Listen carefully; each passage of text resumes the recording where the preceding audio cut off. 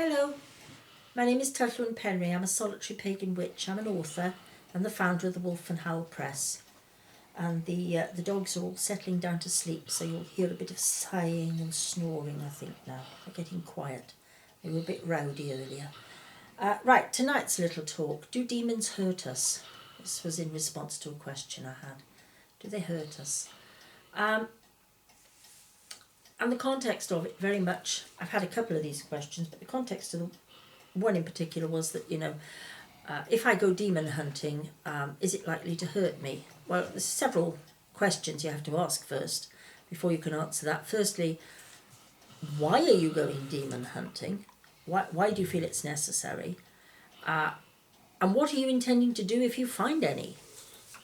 Because whether or not a demon hurts you is pretty academic compared to why are you going looking for them? What do you think you're going to do if you find one?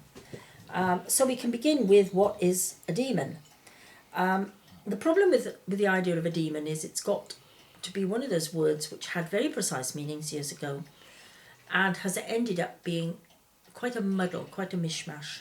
So you would have a daimon, D-A-I-M-O-N, which was in fact a minor deity, and daimones, which were higher deities. Okay, fair enough. And then you had a demon, a D-A-E-M-O-N, which was a good or evil spirit of the dead, so basically a ghost. Now, Socrates, he used to have this daemon, which should be a minor deity, and it was his personal deity. He felt it used to live on his shoulder and advise him. There are all these sort of different things. Before we get to the sort of the Catholic Church trying to categorise demons into various groups and to name them, and that becomes something else again, and a lot of magic does that kind of thing. Why would you go hunting them? I have absolutely no idea. I really don't. It's a bit like people who go off ghost hunting. Now, to me, if you want to go and you want to see if you can observe a ghost or witness a ghost, that's one thing. You are passive. You are going to sit there and you are going to see what happens and maybe try to make some contact. But if you go hunting, what are you hunting? Because normally when you hunt something, you are going to capture it. You are going to try and bring it down. It's a bit like the very cruel and horrible sport of fox hunting. You're not going hunting the fox to get to know it better. You are going hunting the fox in order to rip it to shreds. It's revolting. Shouldn't have it in a civilised modern world. So in much the same way, I do have my doubts about people who say they want to go ghost hunting, because I don't think for a lot of them that's actually what they want to do. I think they want to go and observe and see if something will happen. I think with regard to hunting demons, I think it is a risky business if you're not even sure whether they can hurt you.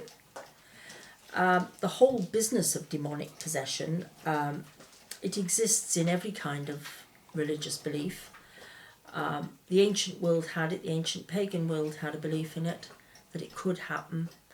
And I think it's one of those things, I always say to people, know what you're about.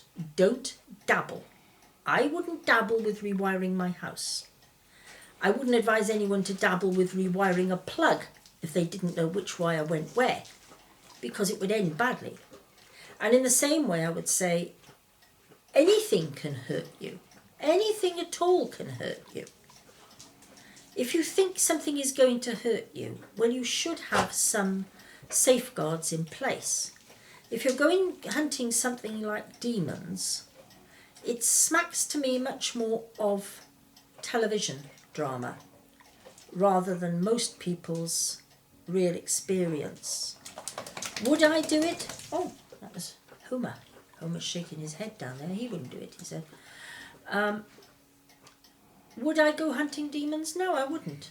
I think there's enough evil in the world without going searching for things that I'm a little bit wary of.